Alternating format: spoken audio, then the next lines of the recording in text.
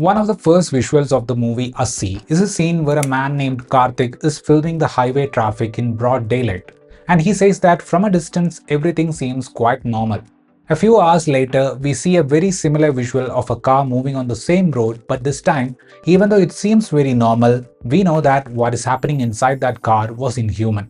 On paper, Assi might feel like one more rant about our justice system's way of waiting for proofs and helping the rapists escape without capital punishment. However, the impact and filmmaking brilliance of this movie lie in its focus on what needs to be addressed in a society where we are not addressing the fundamental problem but create fan clubs for those who provide instant justice. From the mindsets of people, policing, parenting, and even cinema, Anubhav Sinha critiques the inefficient approach of society, and he succeeds in making us think while leaving the theatre. Parima, a woman from Kerala, is a school teacher and she is living in Delhi with her husband Vinay and their son. One day, while returning home after attending a farewell party of her colleague, Parima was raped by a group of men in a moving car. Even though Parima was taken to the hospital on the very next day, the incident had shattered her. What we see in Assi is the trial that happens in the court where Parima hardly gets support from the judicial system. I wouldn't say Assi is not a gallery-pleasing movie. Creative liberties were taken by Anubhav Sinha to convey what he wanted to talk about.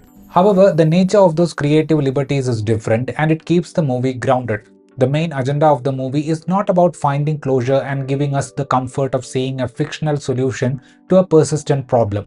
The film wants us to think about the inefficiency of the system starting from the family and schools.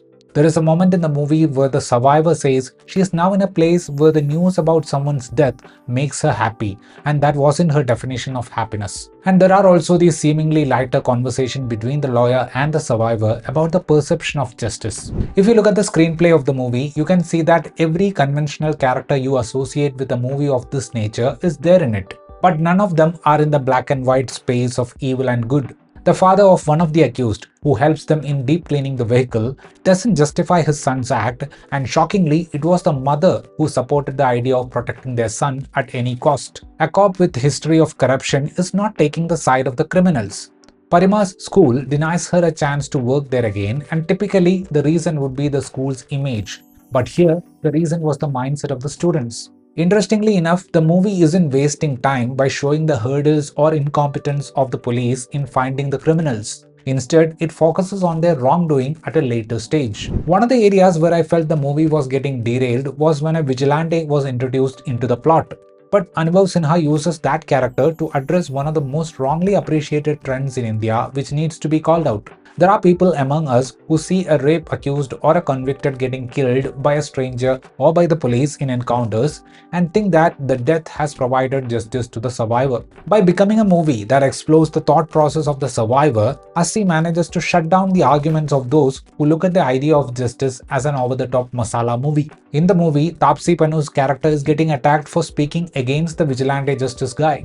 Anubhav Sinha is someone who gives great emphasis on visual storytelling. In this collaboration with Ewan Mulligan, we can see him playing with the saturation levels of the visuals. The subject matter has made the movie opt for a color palette with extremely minimal colors, and if we look at the main characters, they are all wearing any combination of black and white. When the story moves to the court, they have almost removed all the colors from the frame and the visuals are very close to being black and white. Even though the movie is A certified and won't be seen by young kids in an ideal world, we can see Anubhav Sinha purposefully using POV shots from the perspective of Parima's kid, perhaps letting us know the kids are watching.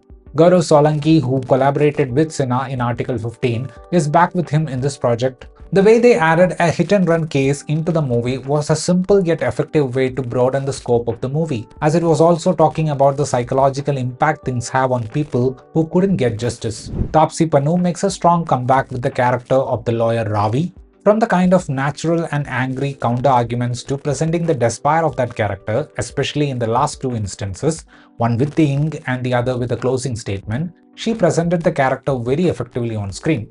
Kani Kusruti as the survivor Parima was brilliant in portraying the eventful traumatic journey of that character. More than the dialogue-heavy part, I thought the recovering phase in which she conveyed her concerns with her husband and lawyer showcased the best side of her performance. Kumud Mishra's Karthik in the beginning felt like an odd character, but as the story progressed, we got a proper idea about the history of this character, and that justifies the tone of the performance. Satyajit Sharma, as the opposition lawyer, plays the unlikable character with all those inhuman questions in the most real way possible.